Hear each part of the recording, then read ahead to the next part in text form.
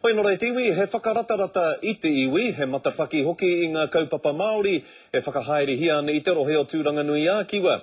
Koe rā te mahi a te Premier, a John Key, I te rānei.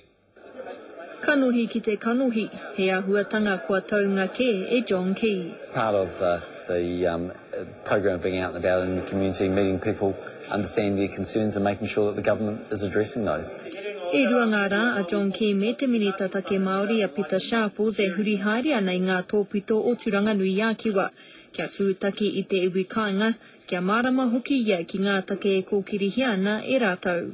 Taku titero ki ngā huatanga o te tangata nei, he pono te ngā kau, he ngā wari hoki te wairua, ka tae he koe te kōrero, no te me he tangata whakanongo.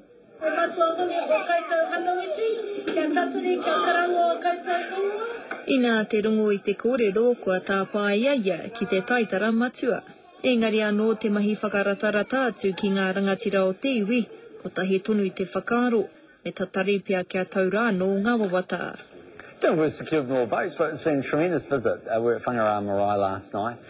Great opportunity to meet the people of Ngāti Porou. And again, they're going through a number of different things. They've got a treaty settlement that's on the cards. They also have their foreshore and seabed bill that they'd like to see passed into legislation. E ki ana te kōrero, mā te whāngai te puku e reka e ngā kōrero. Tārea te wā kia ki te mena rānei he hua kataka mai mo te iwi. Irina Smith, Te Karere.